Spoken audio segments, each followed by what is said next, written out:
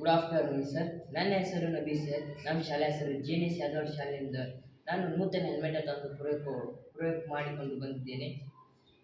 ಇದು ಪ್ರಯೋಗ ಮಾಡುವ ಉದ್ದೇಶ ಅಂದರೆ ಭಾಳಷ್ಟು ಜನ ಹೆಲ್ಮೆಟ್ ಇಲ್ಲದೆ ಗಾಡಿ ಓಡ್ಲಕತ್ತಾರೆ ಸರ್. ಅದರ ಒಳಗೆ 18 ವರ್ಷದ ಮಕ್ಕಳು ಗಾಡಿ ಓಡ್ಲಕತ್ತಾರೆ ಸರ್. ಆಕ್ಸಿಡೆಂಟ್ ಆಗಿ ತಲೆಗೆ ಪೆಟ್ಟಾಗಿ ಮನುಷ್ಯ ಸಾಯ್ಲಕತ್ತವ್ರೆ, ಕೋಮಾ ಒಳಗೆ ಹೊಂಟವ್ರೆ. ಅದನ್ನು ತಪ್ಪಿಸಲು ನಮ್ಮ ಭಾರತ ಸರ್ಕಾರ ಒಂದು ಕಾನೂನನ್ನು ಮಾಡೈತ್ರಿ. ಅದು ಕಾನೂನು ಅಂದರೆ ಎಲ್ಲರೂ ಹೆಲ್ಮೆಟ್ ಹಾಕೊಂಡು ಬೈಕ್ ಹೊಡಿಬೇಕು. ಹೆಲ್ಮೆಟ್ ಹಾಕೊಂಡು ಬೈಕ್ ಹೊಡಿಬೇಕು. ಯಾರೂ ಅದು ಕಾನೂನನ್ನು ಪಾಲಿಸಂಗಿಲ್ಲ. ಬರೀ 10% ಜನ ಅಷ್ಟು ಪಾಲಿಸಕತ್ತಾರೆ. ಉಳಿದಿದ್ದ 90% ಜನ ಪಾಲಿಸಂಗಿಲ್ಲ. ಅವರು ಸಹ ಪಾಲಿಸಬೇಕಾಗ್ತದೆ. ನಾನು ನೂತನ ಹೆಲ್ಮೆಟ್ ತಂದು ಪ್ರಯೋಗವನ್ನು ಮಾಡಿದ್ದೀನಿ.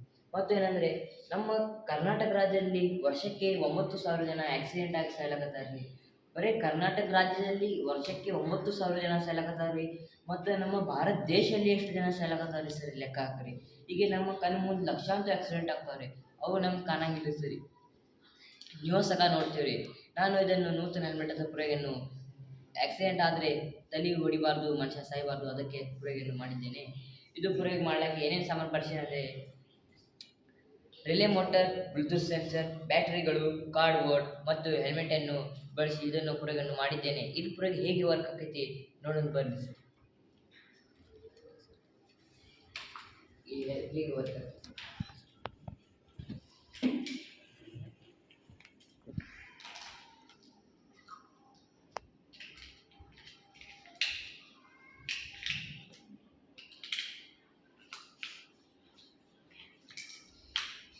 ಗಾಡಿ ಆಗುತ್ತೆ ಸರ್.